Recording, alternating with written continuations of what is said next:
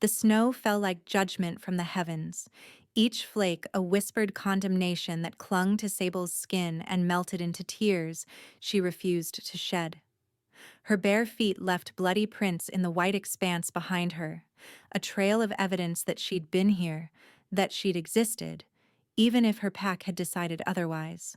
The thin dress they'd allowed her to keep, a mockery of mercy, plastered against her swollen belly, and she curved both arms around the precious burden, trying to share what little warmth remained in her body. "Please," she whispered to the life inside her voice cracking against the howling wind. "Please hold on. Just a little longer." But longer until what? The question gnawed at her with sharper teeth than the cold. She had nowhere to go, no pack to claim her, no wolf to keep her warm or guide her path.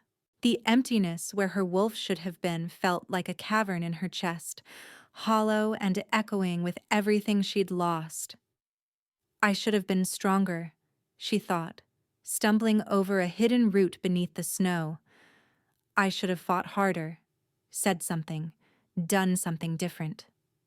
But what could a wolfless Omega do against an alpha's rejection? Against an entire pack's disgust? The memory of Marcus's face twisted in revulsion made her stomach turn. Her mate, no, her former mate, standing before the pack circle with his new lover pressed against his side, her hand already resting possessively on his chest. "The pup is cursed," he'd announced, his voice carrying the weight of alpha command even though he wasn't the pack alpha. Not yet, but his father led their pack, and Marcus's word carried almost equal power. 6 months pregnant, and still she shows no signs of a wolf awakening. The child she carries is an abomination. Her wolf abandoned her years ago. What kind of pup could such a defective female produce? Elder Miriam had stepped forward then, her ancient eyes cold as the winter bearing down on them now. A wolfless mother bearing a wolfless pup. It's unnatural. A drain on pack resources we cannot afford. "I won't be a drain," Sable had pleaded, falling to her knees before him. "Please, Marcus. I'll work harder. I'll take less food. I won't ask for anything, we just need shelter.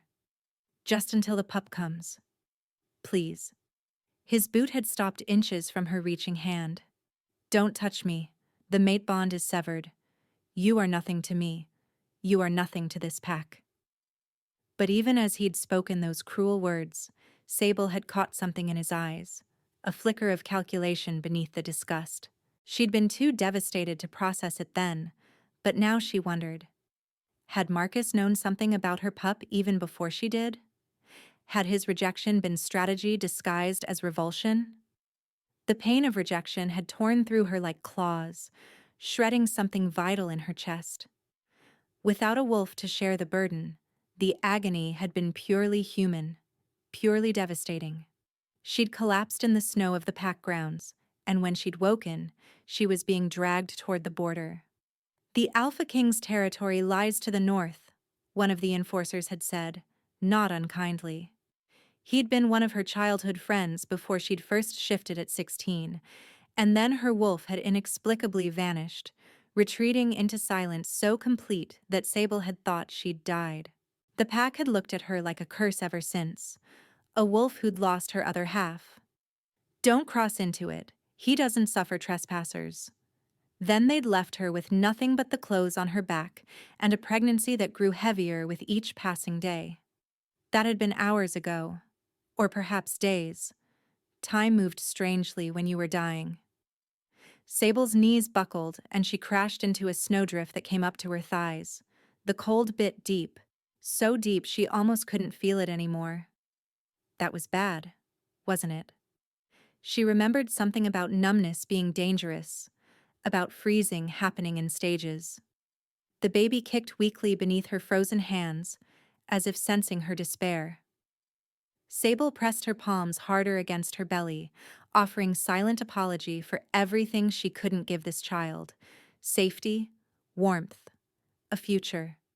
She tried to stand, but her legs wouldn't cooperate. The world tilted sideways and she realized she was falling into whiteness that rose up to claim her. Her cheek hit something hard beneath the snow. Stone. A marker of some kind. With the last of her strength, Sable turned her head and saw the carved warning through the curtain of falling snow. Alpha King's territory. Enter and face judgment. A hysterical laugh bubbled up from her chest. Of course. Of course she would die on the doorstep of the most feared wolf in all the realm, the Alpha King whose name parents used to frighten unruly pups into obedience. Declan Stormclaw, who supposedly hadn't taken a mate in 40 years, who ruled his territory with absolute power and suffered no weakness. He would probably mount her frozen corpse on a pike as a warning to other trespassers. "I'm sorry," she whispered again, to her pup, to the moon goddess who'd made her wrong, to the universe itself. "I'm so sorry." Darkness crept in from the edges of her vision, soft and almost welcoming. At least in the darkness, she wouldn't be cold anymore. At least in the darkness, she couldn't fail any further. As consciousness slipped away, Sable could have sworn she heard a voice, not with her ears, but resonating through the empty space where her wolf should have been. It sounded like distant thunder, like ancient stones grinding together, like a promise carved into the foundation of the world itself. The wolfless mother carries the key to the kingdom's salvation. Then there was nothing but the peaceful, terrible dark. Warmth. That was the first sensation that filtered through the fog of Sable's awareness.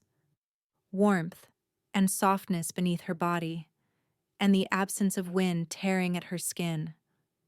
"I'm dead," she thought distantly. This must be the moon goddess's realm.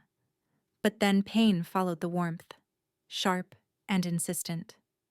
Her feet throbbed with a deep burning ache. Her fingers felt like they were being pierced by 1,000 needles.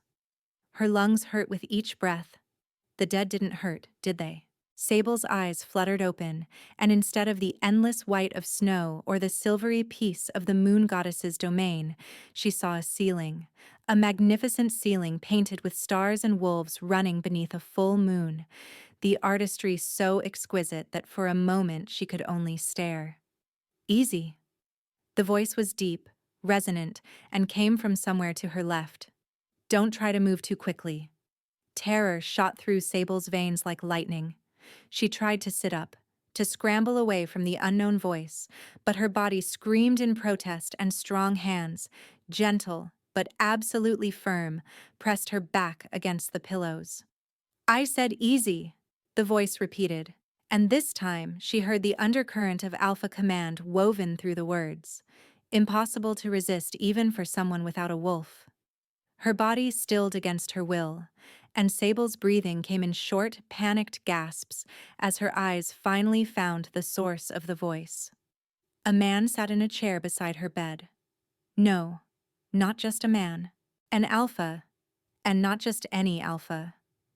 Power radiated from him like heat from a flame, an almost visible aura that made the air itself feel charged with electricity. He was massive, broad-shouldered and tall even while sitting, with dark hair that fell past his collar and eyes that gleamed like molten amber in the firelight. Those eyes were fixed on her with an intensity that made her want to disappear into the mattress. "Please," Sable heard herself whisper, and she hated how small her voice sounded, how weak. "Please don't hurt my baby." Something flickered across the alpha's face, an expression too quick to name. His gaze dropped to her swollen belly, now covered by thick blankets, and what felt like a soft nightgown that definitely wasn't the threadbare dress she'd been wearing. "No one will hurt your pup," he said, and his voice had gentled, losing some of that commanding edge. "You have my word." "Your word?" The hysterical edge crept back into Sable's voice. "I don't even know who you are. I don't know where I am. You're in the royal palace," the alpha interrupted quietly. "In the eastern wing, in chambers my healer felt would be most comfortable for someone in your condition." He leaned forward slightly, and Sable caught a scent that made something deep in her chest twist with unexpected recognition. Pine and winter rain and something wild and ancient that called to parts of her she didn't even possess. As for who I am, my name is Declan Stormclaw. I'm the Alpha King. The bottom dropped out of Sable's world. The Alpha King. The most feared wolf in the realm. The one whose territory she'd collapsed in, whose border she'd violated. I'm going to die, she thought frantically. He's going to kill me for trespassing, and my pup will never. Breathe, Declan commanded, and once again her body obeyed without her permission, dragging in deep gulps of air. You're safe here. Both of you are safe. Safe? The word came out as a broken laugh. I'm a trespasser. You have every right to. You're a pregnant woman who nearly died in a snowstorm. Declan cut her off. And now there was steel in his voice again, but Sable realized with shock that the anger wasn't directed at her. My patrol found you unconscious on my border, your lips blue, your heartbeat so faint they thought you were already gone. His hands, large and scarred from battles she couldn't imagine, clenched on his knees. Who did this to you? Sable's throat closed up. Shame burned through her, hot and acidic. It doesn't matter. It matters to me. Why? The question burst out before she could stop it. Why would it matter to you? I'm nobody. I'm wolfless and pregnant with another man's. Stop, Declan said sharply, and Sable flinched at the command in his voice. But when he spoke again, his tone had softened once more. I need to examine you. My healer, Mira, has already treated the worst of the frostbite, but I want to make sure. He hesitated, and Sable saw something almost vulnerable flash across his powerful features. I want to make sure your pup is well. You want to examine me? Sable pulled the blankets higher, suddenly hyper-aware that she was in a nightgown, in a bed, alone with the most powerful alpha in existence. Why? Why would you care about a wolfless Omega's pup? Declan's eyes met hers, and in their amber depths, Sable saw something that stole her breath. Recognition, longing, wonder. As if he was looking at something he'd been searching for his entire life. I don't know yet, he admitted, his voice barely above a whisper. But the moment my patrol brought you through the gates, the moment your scent reached me. He shook his head slowly, as if trying to clear it. Just let me check. Please. That last word, please, from an Alpha King who could command anyone to do anything, undid something in Sable's defenses. Slowly, trembling, she let the blanket lower to her waist. Declan stood and moved closer, each step measured and careful, as if approaching a wounded animal. When he reached the bedside, he knelt, actually knelt, so that his eyes were level with her belly. May I? He asked, his hands hovering just above the blanket. Sable nodded, not trusting her voice. His hands settled on her belly with a gentleness she hadn't known existed in this world. They were warm and steady, and as he carefully palpated, checking the pup's position, Sable felt tears building behind her eyes. No one had touched her with kindness in months. Not since her belly had started to show and Marcus had begun pulling away, making excuses, spending time with the she-wolf who would eventually replace her. Strong heartbeat, Declan murmured, and Sable realized he'd closed his eyes, using the heightened senses of his wolf to monitor her pup.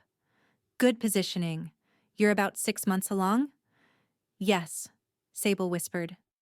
The pup is healthy, Declan said, and when he opened his eyes, Sable saw something fierce blazing in them. Remarkably healthy, considering what you've been through. His hands remained on her belly, a warm, protective weight. What's the pup's father's name? The question hit like a physical blow. Marcus, she managed. But he rejected me. Severed the mate bond. Declan's hands tightened fractionally on her belly, his jaw clenching. And your pack? Cast me out. They said I was cursed, that the pup was cursed. The tears she'd been holding back finally spilled over. They said we were unnatural, a drain on resources. They're fools, Declan growled, and the rumble of his voice resonated through her body where his hands still rested. Blind, prejudiced fools. Then, shocking Sable to her core, the Alpha King bent his head and spoke directly to her belly, his voice gentle and reverent. Little one, I don't know what the Moon Goddess has planned, but I promise you this. No one will call you cursed in my territory. No one will cast you aside or call you unnatural. You are under my protection now. You and your mother both. Something moved inside Sable, a flutter that might have been the baby responding, or might have been something shifting in her own chest. The empty space where her wolf should have been suddenly didn't feel quite so hollow. Why are you being kind to me? Sable asked, her voice breaking. I don't understand. Everyone else. Everyone else is wrong, Declan said simply, lifting his head to meet her eyes again. I don't know what you are yet, Sable, but cursed? Unnatural? No. You're something else entirely. His amber eyes seemed to glow in the firelight. You're something I've been waiting for. Before Sable could process that impossible statement, the door opened, and a woman with silver-streaked hair and kind eyes bustled in, carrying a tray of food that made Sable's stomach clench with sudden desperate hunger. Your Majesty, the woman said with a fond exasperation that suggested long familiarity. You promised you'd let her rest. I did let her rest, Mira, Declan replied, standing smoothly. For 6 hours. Now she's awake, and she needs food. And you need to let me do my job, Mira retorted, setting the tray on a nearby table. Out. The poor girl doesn't need you looming over her. To Sable's utter shock, the Alpha King, the most powerful wolf in the realm, actually obeyed, moving toward the door. But he paused at the threshold, looking back at her with an expression that made her heart stutter. Rest, he said softly. Eat. Recover. We'll talk more when you're stronger. His eyes held hers for a long moment. You're safe here, Sable. Both of you. I swear it on my life. Then he was gone, leaving Sable staring at the closed door with her heart racing and her mind spinning with questions she didn't dare ask. Don't mind him, Mira said cheerfully, bringing the tray to the bed. He's been beside himself since the patrol brought you in. Hasn't left your side except to pace in the hallway when I insisted he give you space. She arranged the tray across Sable's lap, revealing fresh bread, rich stew, fruits Sable hadn't seen in months. Eat slowly, dear. Your body's been through trauma. He stayed, Sable whispered. The whole time? Every moment, Mira confirmed, settling into the chair Declan had vacated. When the patrol mind-linked that they'd found a pregnant woman dying in the snow, he shifted and ran to meet them himself. Carried you all the way back to the palace in his arms. The healer's eyes were shrewd and knowing. In 40 years, I've never seen him react to anyone like this.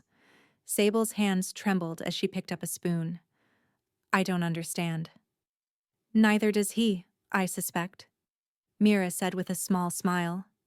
But the Moon Goddess works in mysterious ways, doesn't she?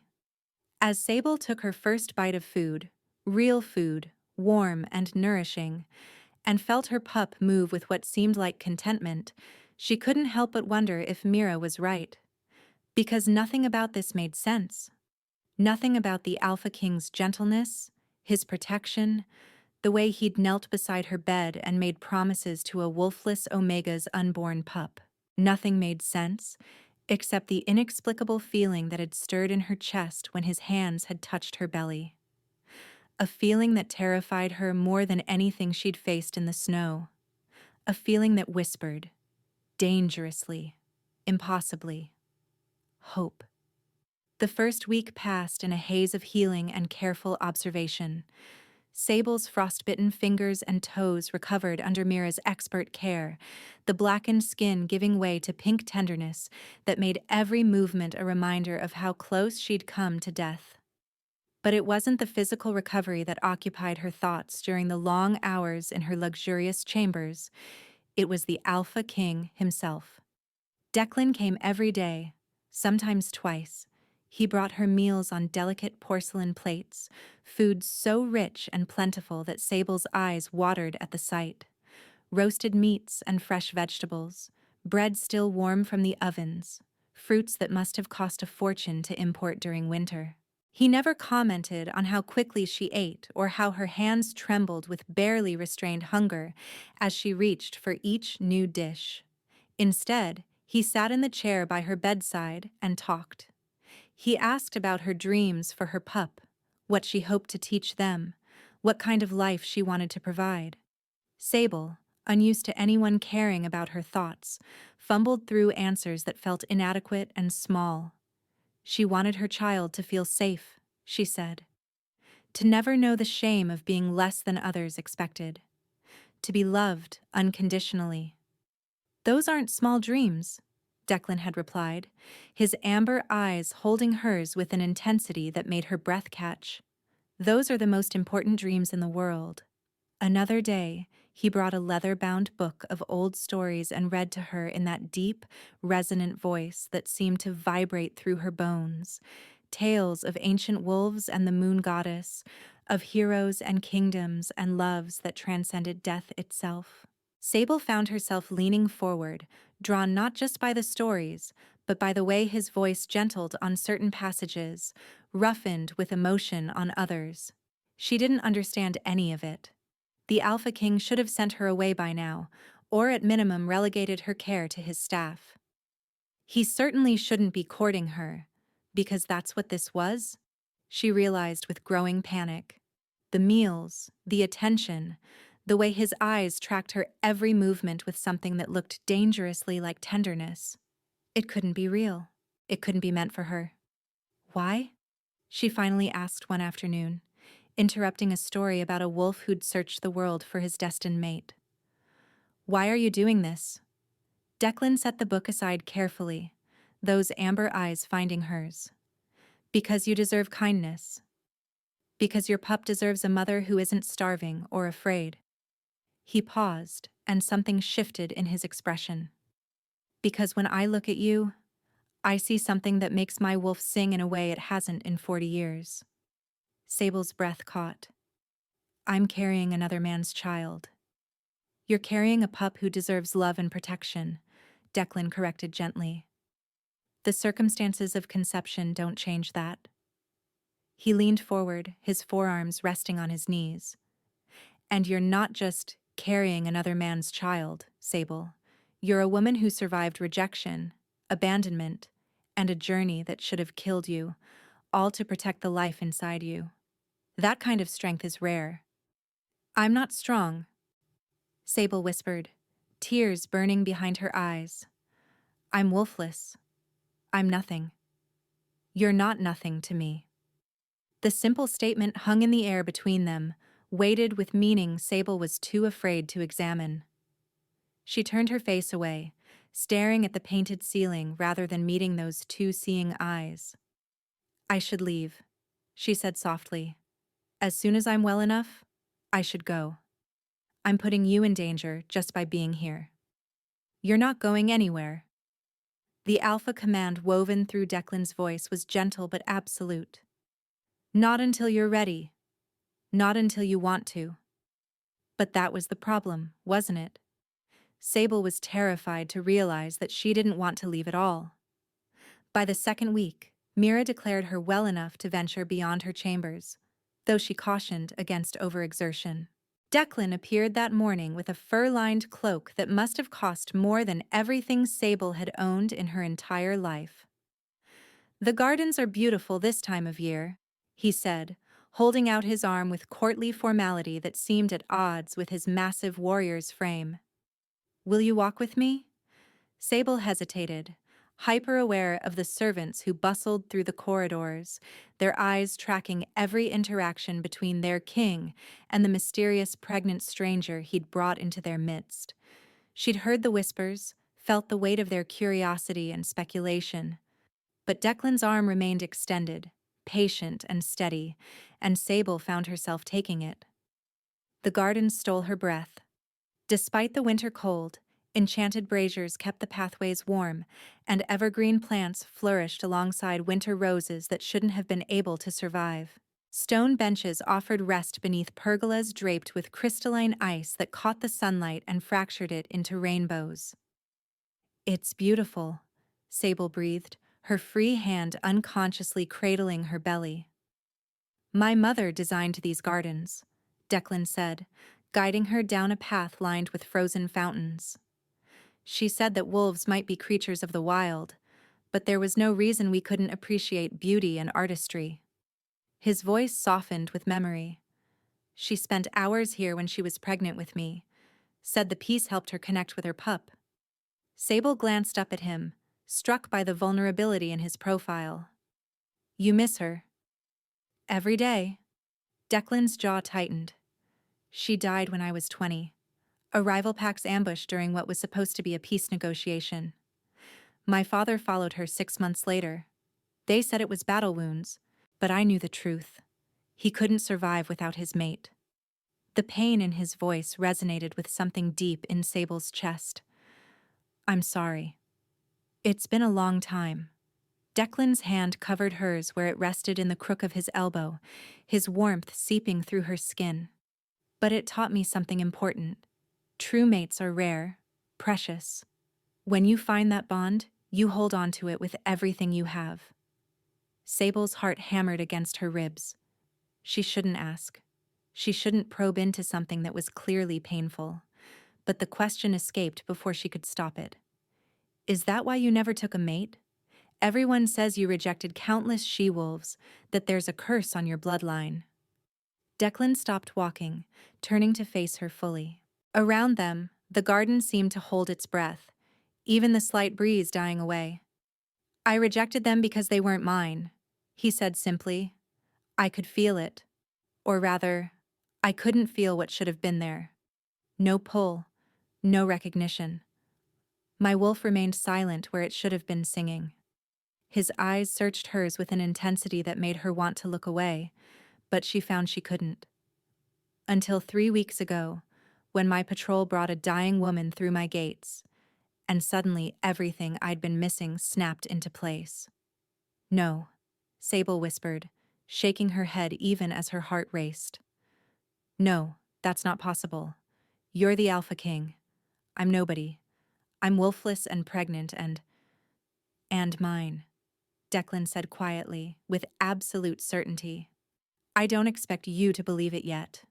I don't expect you to accept it. But I know what my wolf tells me, Sable. I've waited 40 years to feel this. And I'm not wrong." Sable's vision blurred with tears. "You can't want me. You can't want this." She gestured to her swollen belly. "I'm damaged goods. Used. Carrying another man's—" "Stop." Declan's hand came up to cup her face with devastating gentleness, his thumb brushing away a tear that had escaped. "Stop letting their words define you. Stop letting that fool who rejected you determine your worth." His voice dropped to something almost reverent. "You are beautiful. You are strong. And that pup you're carrying is already loved. Because you love them. That's all that matters." "I don't understand," Sable sobbed, even as she leaned into his touch, starving for the warmth and acceptance radiating from him. "I don't understand why you're being kind to me." "Then let me show you." Declan's other hand came to rest gently on her belly, and his eyes closed, his breath catching. "Let me prove that you deserve every good thing, every—" He stopped abruptly, his eyes flying open with something between shock and wonder written across his face. "What?" Sable asked, alarmed. "What's wrong?" "Nothing's wrong," Declan breathed. "Your pup just kicked. Right against my hand." Sable's breath caught because he was right. She could feel it. A strong, decisive movement directly against where Declan's palm pressed against her belly. It was the first time in weeks that her pup had moved with such vigor, such apparent contentment. "They like you," she whispered, awed and terrified in equal measure.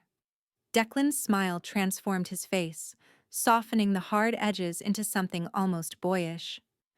"The feeling is entirely mutual, little one," he murmured to her belly. Then his eyes lifted to hers, and the naked emotion there made Sable's knees weak. "Both of you." For a moment, standing in that enchanted garden with the Alpha King's hand on her belly and his eyes promising impossible things, Sable let herself believe. Then reality crashed back in, and she stepped away, wrapping her arms around herself. "This can't work. I'll only bring you trouble. I'll only— Your Majesty!" The shout shattered the moment. A man ran toward them down the garden path, his face flushed with exertion and something that looked like alarm. He was tall and muscular, with dark hair shot through with silver and eyes that tracked every detail with sharp intelligence. "Rhett," Declan acknowledged, his hand dropping from Sable's belly but positioning himself subtly between her and his approaching beta. "What is it?" "Emissaries at the gate," Rhett reported, his eyes flicking to Sable with open curiosity. "From the Clearwater Pack, they're demanding an audience, and they're demanding—" He hesitated, clearly uncomfortable. "They're demanding the return of something they claim was stolen." Dread pooled cold and heavy in Sable's stomach. "Marcus," she whispered. Declan's entire demeanor changed, the gentle suitor disappearing behind the Alpha King's power. "What exactly are they claiming was stolen?" Rhett's jaw tightened. "A pregnant female Omega named Sable. They say she took pack artifacts of great value when she fled, and they want her returned to face justice." "I didn't take anything," Sable said quickly, panic rising in her throat. "I swear they gave me nothing. I left with just—" "I know." Declan's voice was steel wrapped in certainty. "And even if you had, I wouldn't be returning you to them." He turned to Rhett. "Tell the emissaries that any member of Clearwater Pack found on my lands without permission will be considered hostile. They have 1 hour to leave my territory." "Declan, wait." Sable grabbed his arm, feeling his muscles tense beneath her fingers. "If you refuse them, if you protect me, it could mean conflict between the packs. I can't let you risk—" "They cast you out to die," Declan interrupted, turning back to her with barely leashed fury in his eyes, fury she realized wasn't directed at her, but for her. "They rejected you, cast you into a snowstorm while pregnant, and now they want you back? No. Whatever game they're playing, whatever they actually want, they don't get you." "But—" A howl split the air, long and mournful and full of challenge. It came from the north, from beyond the palace walls, and it made every hair on Sable's body stand on end. Declan's head snapped toward the sound, his eyes flashing gold as his wolf surged close to the surface. "That's not Clearwater," he growled. "No," Rhett confirmed, already moving toward the palace. "That's Kragan's call, the Mountain Shadow Pack." "Who's Kragan?" Sable asked, but she already knew the answer wouldn't be good from the way both men's expressions had darkened. "A rival alpha who's been testing my borders for months," Declan said tersely. He turned to Rhett. "Get her inside, full guard on her chambers. No one gets near her." "I can protect her here while you—" Rhett began, but another howl cut him off, this one closer, followed by the sounds of fighting from the direction of the palace gates. Declan cursed and shifted his stance, placing himself fully between Sable and the direction of the threat. "They're attacking! During an emissary negotiation." His voice dropped to something dangerous. "That means this was coordinated." Sable's blood turned to ice. "They're working together? Marcus and this Kragan?" "It would appear so." Declan's hand found hers, squeezing gently despite the tension radiating through his frame. "Sable, I need you to go with Rhett, right now. Let me handle this. But, please. The single word held no command, just raw urgency. I can't fight if I'm worried about you. I need to know you're safe. Sable wanted to argue, wanted to insist she wasn't worth protecting, but the sounds of battle were growing louder. Through the garden entrance, she could see palace guards rushing toward the main gates, could hear shouted commands and the distinct sound of claws on stone. Come on, Rhett said, more gently than she'd expected. He offered his arm in an echo of Declan's earlier gesture. I'll keep you safe. The king would have my hide if anything happened to you. Declan's hand lingered on Sable's for one more moment, his thumb tracing across her knuckles. This isn't over, he said, and she wasn't sure if he meant the attack or their conversation. Stay in your chambers. Trust me. Then he was moving, striding toward the sound of battle with deadly purpose, and Sable was being guided in the opposite direction by Rhett's careful hold. Why are they doing this? She asked as they hurried through the palace corridors. Servants pressed against walls to let them pass, their faces pale with fear. Why do they want me? I don't know yet, Rhett admitted, guiding her around a corner toward the eastern wing. But Kragan doesn't move without reason, and if he's working with your former pack. He trailed off, his expression grim. They reached her chambers, and Rhett positioned her inside before stationing himself at the door. Lock this behind me, he instructed. Don't open it for anyone except me or the king. Understood? Sable nodded mutely, her hands trembling as she turned the lock. The sounds of battle seemed distant here, muffled by the thick palace walls, but her imagination filled in the gaps. She pictured Declan fighting, bleeding, dying because he'd chosen to protect her. Her pup moved restlessly in her belly, sensing her agitation, and Sable sank onto the bed with one hand pressed over the life she carried. I'm sorry, she whispered to her unborn child. I'm so sorry. I should never have come here. I should never have... The world went white. For a moment, Sable couldn't understand what was happening. The room was still there. She could see the painted ceiling, feel the bed beneath her. But overlaid on top of it was something else. A vision, ghostly and translucent but somehow more real than reality itself. A wolf stood before her, not attacking, not threatening, protecting. It was pure white, with eyes that glowed like moonstones, and it positioned itself between Sable and some unseen threat. Its lips were pulled back in a silent snarl, every line of its body radiating fierce protective instinct. Mine, something whispered in Sable's mind, not quite a voice, but a feeling, an impression. My pup, my purpose. Protected. Who are you? Sable breathed. The white wolf turned its head to look at her fully, and Sable gasped because she recognized those eyes. She'd seen them in mirrors, in the few polished surfaces her pack had allowed her to access. They were her eyes. Dormant, the impression came again. Waiting. Protecting. Soon. Then the vision shattered, and Sable was alone in her chambers again, her heart racing and her hands shaking. She pressed both palms against her belly, feeling her pup moving beneath her touch. I have a wolf, she whispered to the empty room. I have a wolf, and she's been there all along. The revelation should have filled her with joy, but all Sable could feel was terror, because if she had a wolf, if her pup was somehow special enough to require that kind of protection, then she understood why Marcus and this Kragan wanted her back. They knew something. Something about her pup. Something about what her child might become. And she'd brought that danger straight to Declan's door. The fighting lasted 3 hours. Sable counted every minute, pacing her chambers like a caged animal while sounds of battle drifted through the windows. When silence finally fell, it was somehow worse than the noise. She was standing at the window, one hand pressed against the cold glass, when she heard the lock turn. Sable spun, her heart in her throat, expecting Rhett or Mira or palace guards. Declan stood in the doorway, and Sable's knees nearly buckled with relief. He was alive, bloodied, his clothes torn and his face marked with cuts that were already healing, but alive. "Are you hurt?"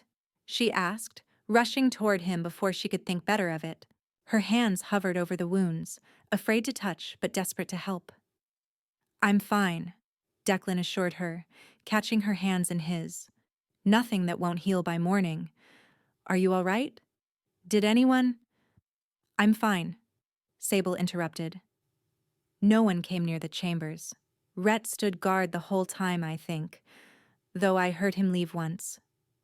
She trailed off, suddenly aware of how close they were standing, of how his hands held hers with a gentleness that contradicted the violence he must have just engaged in. What happened? Declan's jaw tightened. Kragan's forces attacked the east gate while Marcus and his emissaries kept us distracted at the main entrance. It was coordinated, planned. His eyes searched hers, troubled. "Sable, they weren't trying to breach the palace. They were testing our defenses, learning our patterns." "For what?" "I don't know yet." Declan lifted one hand to cup her face, his thumb tracing her cheekbone with devastating tenderness. "But whatever they're planning, or whatever they want, they're not getting you. Either of you." Sable's vision blurred with tears. "This is my fault. I brought this to you. If I'd just stayed away, if I'd died in that snow like I was supposed to." "Don't!" The word was sharp, almost a command, but Declan's touch remained gentle. "Don't you ever say you were supposed to die.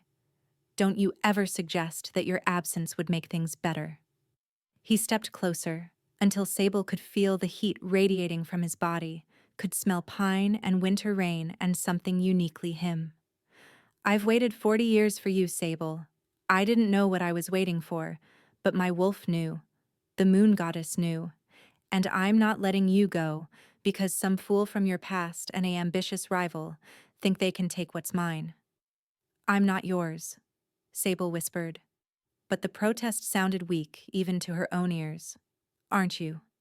Declan's other hand came to rest on her belly, and once again her pup kicked directly against his palm.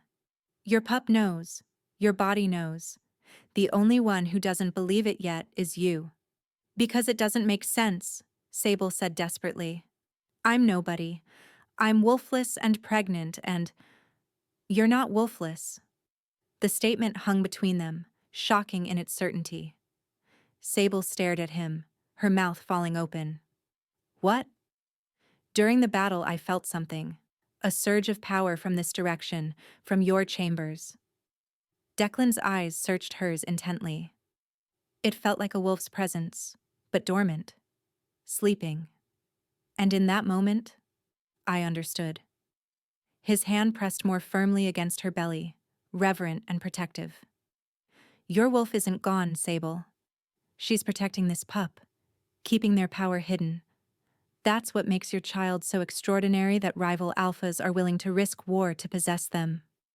Sable's legs gave out, and Declan caught her, guiding her to sit on the bed while he knelt before her. Just like that first day, when he'd checked on her pup and made promises to a child that wasn't his. "I saw her," Sable whispered. "During the attack, I had a vision. A white wolf, protecting me, protecting us." Her hands trembled as she pressed them against her belly. "She spoke to me, or felt at me. She said she was waiting, that she had a purpose." Declan's eyes blazed with something between triumph and wonder. "Then it's true. All of it." He took her hands in his thumbs tracing soothing circles across her knuckles. "Sable, there's a prophecy. An old one, from before even my grandparents' time." Declan's voice grew heavy. "The wolf kingdoms have been fracturing for generations. Border wars, blood feuds, entire packs wiped out in conflicts that accomplished nothing. My own parents died in one such senseless battle. The prophecy speaks of a child born to a wolfless mother, a pup whose power could command all wolves, unite all packs under a single peace, end the bloodshed forever." Horror bloomed in Sable's chest. "No, No, that can't be about my baby. They're just a pup. They're innocent. They're extraordinary, Declan corrected gently. And that's why Kragan wants them. That's why Marcus suddenly cares about getting you back. His hands tightened on hers. But I won't let them have you. Either of you. I swear it on my life. On my crown, on everything I am. Sable wanted to believe him. Goddess. She wanted it so desperately it hurt. But the fear was stronger.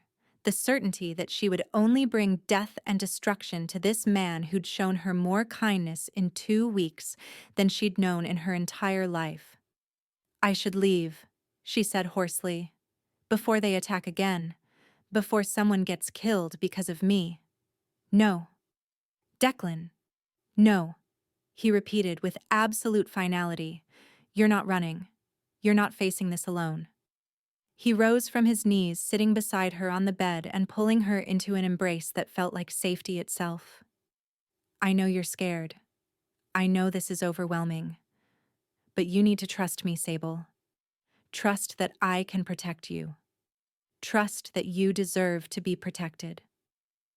Sable buried her face against his chest, breathing in his scent, feeling his heartbeat steady and strong beneath her ear.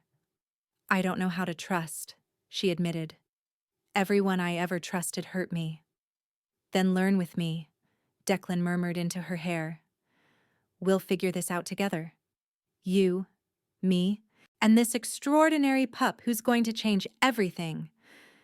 His hand rubbed soothing circles on her back. Stay, Sable, please. Give me a chance to prove that not everyone will hurt you. As he spoke, Sable felt something strange, a whisper at the edge of her consciousness that wasn't quite a voice. Safe, it seemed to say. Home. She dismissed it as exhaustion, as wishful thinking. But Declan's arms tightened around her as if he'd heard it too, and she wondered if the mate bond he spoke of was already trying to form, waiting for her to stop running long enough to let it take root. For a long moment, Sable simply breathed, letting herself be held, letting herself imagine a world where this could work, where a wolfless Omega could find sanctuary with a king, where her pup could be safe and loved instead of hunted and used. Okay, she finally whispered. Okay, I'll stay. For now. She felt Declan's smile against her hair. For now is enough. But as Sable drifted toward exhausted sleep in the safety of Declan's arms, she couldn't shake the feeling that the battle they'd face today was only the beginning, and that the hardest fights were still to come. The moment Declan stepped through the palace doors, he knew something was wrong. The air felt hollow, empty in a way that made his wolf howl with sudden, inexplicable panic. He'd only been gone 3 hours, called to the western border by reports of a breach that had turned out to be a false alarm. 3 hours shouldn't have been enough time for the world to end. But his world had ended. He could feel it in the absence that suddenly gaped in his chest, in the way his wolf clawed frantically at his ribcage, trying to break free and find what had been taken. Sable, he breathed, already running toward the eastern wing. Palace guards scrambled out of his way, their faces pale with fear as they felt the Alpha King's power rolling off him in waves. Declan barely registered their presence. All he could focus on was the growing certainty that she was gone, that someone had taken his mate while he'd been chasing shadows at the border. Her chamber door hung open, the lock broken from the outside. The room beyond looked undisturbed except for the teacup shattered on the floor, its contents pooled in a sticky puddle that made Declan's stomach turn when he caught the scent. Wolfsbane. Someone had poisoned her. Your Majesty. Red appeared in the doorway, his expression grim and his hands clenched into fists. I'm sorry. I was 3 doors down, checking on the guard rotation when I heard her cry out. By the time I got here... How long? Declan's voice came out as a growl, barely human. His eyes had shifted to gold, his wolf so close to the surface that his bones ached with the need to transform. 20 minutes, maybe less. I've got trackers following the scent trail, but Declan... Rhett hesitated, and Declan's head snapped toward him with predatory focus. It was Marcus. I saw him fleeing toward the north gate with an unconscious female in his arms. He had help from inside the palace. Someone gave him access. Declan's claws extended, piercing his palms. The emissary visit. He wasn't here to reclaim her. He was scouting, learning our routines. It gets worse, Rhett said grimly. We intercepted communications. Marcus has been working with Kragan for months. The rejection, the exile, it was all theater. He wanted her desperate enough to flee into neutral territory where Kragan's forces could grab her without starting a pack war. When she stumbled into your lands instead, they had to adapt their plan. The betrayal was even deeper than Sable had realized. Marcus hadn't just rejected her. He'd been positioning her like a piece on a game board, trading his own mate and unborn child for whatever power Kragan had promised him. The rage that consumed Declan was unlike anything he'd experienced in 40 years of ruling. It wasn't hot. It was cold, absolute, and utterly devastating. Power exploded from him in concentric waves that rippled through the palace, through the territory, through every pack bond connected to his kingdom. Every wolf for miles felt their Alpha King's pain, his fury, his desperate fear for his mate. They felt it like a physical blow, like claws raking across their souls. And throughout the territory, wolves threw back their heads and howled in response to their king's anguish. Find the traitor, Declan commanded, his voice resonating with alpha power that made even Rhett, his most trusted beta, drop his eyes in submission. I want to know who betrayed us, and I want them in chains by the time I return. Where are you going? Rhett asked, though he clearly already knew. To get my mate back. Declan was already striding toward the balcony, already feeling his body begin to shift. And to show Kragan and that pathetic excuse for an alpha exactly what happens when someone takes what belongs to the Alpha King. He didn't wait for Rhett's response. Declan leaped from the balcony, his body transforming midair into the massive black wolf that was his other form. He hit the ground running, following the scent trail that led north, toward the mountains, toward Kragan's territory. His pack warriors fell into formation around him as he ran, dozens of wolves joining their king's hunt. But Declan barely noticed them. All his focus, all his considerable power, was bent on the single purpose of finding Sable. As he ran, leaving destruction in his wake, as he tore through border patrols and guard posts that tried to slow him down, Declan reached for something he'd felt growing between them over the past weeks. A connection that defied explanation, a bond that existed despite never being formally accepted. The mate bond. It was there, dormant but undeniable, a golden thread that connected his soul to hers. Declan had felt it the moment she'd entered his territory, had recognized it even when she couldn't. Now he grasped that thread with everything he had and poured every ounce of his love, his determination, his promise into it. Hold on, my love, I'm coming. You and our pup are my whole world. He didn't know if she could hear him. The bond was new, unacknowledged, fragile as spider silk. But Declan sent his message again and again, willing her to feel it, to know that he would tear the world apart to bring her home. Behind him, the Alpha King left a path of destruction 3 territories wide, and every wolf in the realm understood.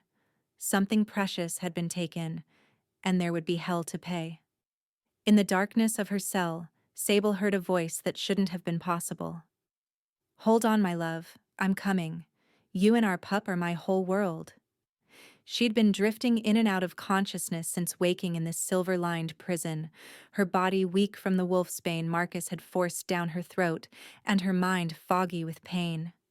But that voice cut through the haze like a beacon, warm and strong and undeniably real. Declan. Somehow, impossibly, she could hear Declan in her mind. I don't understand, she thought desperately, not even sure if he could hear her response. How are you? The mate bond, came his reply, And Sable gasped because she could feel him now. Not just hear him. Could feel his rage and his love and his absolute determination burning through the connection between them like wildfire. It's been there all along, waiting for us to acknowledge it. I'm tracking you now, love. Hold on. Just hold on. Tears streamed down Sable's face as she felt Declan's presence wrap around her like a shield, as real as his physical arms had been when he'd held her in the garden. The bond pulsed between them, golden and unbreakable, and for the first time since waking in this nightmare, Sable felt hope. She wasn't alone. She would never be alone again. The sound of footsteps approaching her cell made Sable's heart rate spike with fear. She tried to push herself up from the cold stone floor, but the silver chains binding her wrists and ankles burned against her skin, sapping what little strength she had left. The cell door swung open and Kragan stepped inside. He was tall and powerfully built, with dark hair and eyes that gleamed with cruel intelligence. The smile he gave her as he approached made Sable's skin crawl. "The Alpha King's little prize," Kragan murmured, crouching beside her with predatory grace. "Do you know how long I've been searching for the wolfless mother? My seers have scoured every pack for a decade, looking for females without wolves who might fulfill the prophecy." He laughed softly. "But your wolf was clever, wasn't she? Going dormant, making you invisible to magical detection. I only sensed you when your pregnancy awakened traces of power, and by then, you'd already stumbled into Declan's arms."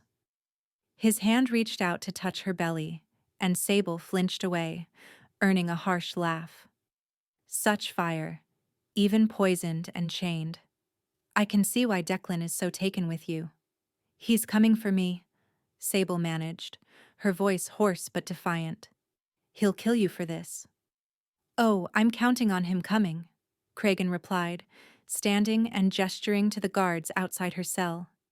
"In fact, he should arrive just in time to watch his precious mate give birth to the most powerful wolf in existence, a pup I'll raise as my own, who'll unite all packs under my rule." He smiled coldly. "Prepare her, we're inducing labor within the hour." Terror flooded through Sable's veins, sharp and metallic. "No, no, it's too early. My pup isn't ready, please." "Your pup is destined for greatness," Kragan interrupted, "and that destiny begins now." He left, the door slamming shut behind him, and Sable heard the guards approaching with supplies that made her blood run cold. She struggled against the chains, ignoring the way the silver burned her skin, fighting with every ounce of strength in her body. "Declan!" She screamed through the bond, not caring if he could hear her desperation, her terror. "They're going to take my baby. Please, please hurry." "I'm almost there," came his immediate response, and she could feel him getting closer, feel his rage building to devastating levels. "Hold on, Sable, just a little longer. Be strong, be strong." Sable had never felt less strong in her life. She was wolfless, poisoned, chained with silver, and about to have her pup stolen by a madman. What strength could she possibly? "You were never weak," a voice spoke in her mind, and this time it wasn't Declan's voice. It was feminine, powerful, and achingly familiar. "You were chosen. Chosen to carry greatness. Chosen to protect power that would have drawn every enemy if they'd sensed it. I've been here all along, daughter. Waiting. Protecting. But now it's time to wake up." Sable's breath caught. "Aurora." "My name," her wolf confirmed, and Sable felt a surge of power unlike anything she'd ever experienced. "Your wolf. Your strength. When you first shifted at 16, the moon goddess showed me a vision. You would one day carry a pup of immense power, one that enemies would hunt from the moment of conception. I went dormant then, years before you ever met Marcus, hiding deep within you so that when the time came, no one would sense the power growing in your womb. They thought you were wolfless, harmless, It kept you alive long enough to reach the Alpha King. Aurora's presence blazed brighter, but that time has passed. They know what we carry. They know what our child will become. And now, we fight. The guards entered her cell, and one of them carried a syringe filled with liquid that glowed faintly in the torchlight. Sable recognized it from whispered stories, an ancient concoction that could force labor, used in emergencies but dangerous, especially this early in a pregnancy. Please, she tried one more time, hating how her voice shook. Please don't do this. My baby. Will be powerful beyond measure, the guard said, not unkindly. And under Alpha Kragan's guidance, they'll unite all wolves. You should be honored. The needle moved toward her arm, and something inside Sable snapped. Not her spirit, not her will, but a barrier that had been holding back a tidal wave of power. Aurora surged forward, and Sable's eyes flashed brilliant gold for the first time in her life. The sensation was indescribable, like finding a missing piece of herself, like breathing after nearly drowning, like coming home after being lost in the wilderness. Power flooded through her body, and the silver chains that had held her began to crack. The guard stumbled backward, his eyes wide with shock. She's shifting. She has a wolf. But Sable wasn't shifting, not fully. Her pregnant body couldn't handle a complete transformation. Instead, Aurora's power manifested in other ways. Strength flooded Sable's muscles, allowing her to snap the weakened silver chains with a sharp yank. Her senses sharpened until she could hear every heartbeat in the fortress, smell every scent, see in the darkness as clearly as in daylight. Not weak, Aurora growled through Sable's lips, her voice layered with wolfish resonance. Never weak, protected, chosen. And now, we protect our pup. The guard reached for his weapon, but Sable moved faster than she'd ever moved in her life, slamming into him with enough force to send him crashing into the stone wall. He crumpled, unconscious, and Sable spun to face the second guard who'd entered behind him. This one was smarter. He didn't try to fight. He ran, shouting for reinforcements. Sable stood in the center of her cell, breathing hard, her hands instinctively cradling her belly. She could feel her pup moving inside her, responding to Aurora's awakening, and beneath her palms, she felt something else. A power that made even her newly awakened wolf hesitate with awe. The prophecy, Aurora whispered. Our child will command all wolves, unite all packs. But first, we survive. Footsteps thundered in the corridor outside, and Sable knew more guards were coming. She was stronger now, faster, but she was still pregnant, still outnumbered, still trapped in a fortress full of enemies. But she wasn't alone anymore. She had her wolf. She had the bond connecting her to Declan, and she had a fierce primal need to protect her unborn child that gave her strength she'd never known she possessed. The door burst open, and a dozen guards flooded into the cell. Sable's eyes blazed gold as she faced them, her lips pulling back in a snarl that was pure wolf despite her human form. Come on then, she growled, Aurora's power thrumming through every word. Let's see how many of you it takes to stop a mother protecting her pup. The first guard lunged, and Aurora's instincts guided Sable's body. She ducked under his grasp, drove her elbow into his solar plexus, used his momentum to send him crashing into the guards behind him. 3 went down in a tangle of limbs. Good, Aurora purred. Now the one on your left. Sable spun, catching a descending sword arm and twisting until she heard the crack of bone. The guard screamed. His weapon clattered to the floor. She kicked it toward the cell corner and faced the remaining 8. Who's next? Her voice wasn't entirely her own. It carried Aurora's growl beneath it, the promise of teeth and claws even in human form. Through the bond, she felt Declan's presence surge closer. Images flooded her mind. A massive black wolf tearing through the fortress gates, his warriors following like a tide of fury. Guards fell before him, those who didn't flee outright. He was a force of nature, unstoppable, and he was coming for her. "I'm here, love." His voice rang through her mind. "Hold them off just a little longer." The remaining guards exchanged glances, uncertainty flickering across their faces. They'd expected a weak, wolfless prisoner. Not this. One of them, braver or more foolish than the rest, raised his crossbow. "Alpha Kragan wants her alive," another hissed, but the bolt was already flying. Time seemed to slow. Sable saw the silver-tipped projectile arcing toward her belly, toward her pup, and something primal exploded inside her. Aurora's power erupted outward in a visible shockwave of golden light, knocking the bolt aside and sending the guards flying against the walls. When the light faded, Sable stood at the center of a circle of unconscious bodies, her hands cradling her belly, her breath coming in ragged gasps. The power receded, leaving her trembling but unharmed. "What was that?" she asked Aurora, stunned. "That was our pup," Aurora replied, her mental voice filled with awe. "Protecting us, just as we protect them. The prophecy is true, daughter. Our child is already more powerful than any wolf alive." The cell door, what remained of it, crashed inward, and Sable whirled, ready to fight again. But the massive black wolf that bounded through the opening wasn't an enemy. Declan shifted mid-stride, his form blurring from wolf to man in a heartbeat. His eyes were still gold, still wild with battle rage, but the moment they found Sable, something in them softened. Sable. Her name was a prayer on his lips. He crossed the distance between them in 3 strides and pulled her into his arms, careful of her belly, fierce in his relief. "I thought I'd lost you. When I felt the bond go silent from the wolfsbane, I'm okay." She breathed against his chest, feeling his heart pounding beneath her ear. "We're okay." Aurora woke up. "She protected us."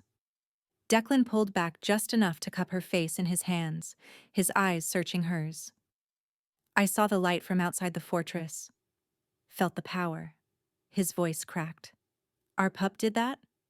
"Our pup," Sable confirmed, and watched his expression transform from wonder to something fiercer, something possessive and protective, and absolutely certain. "Then let's get our family home," Declan said, and swept her into his arms as if she weighed nothing at all. Outside the cell, the sounds of battle were dying down. Declan's warriors had overwhelmed the fortress, and Kragan. "Where is he?" Sable asked, suddenly cold. "Kragan.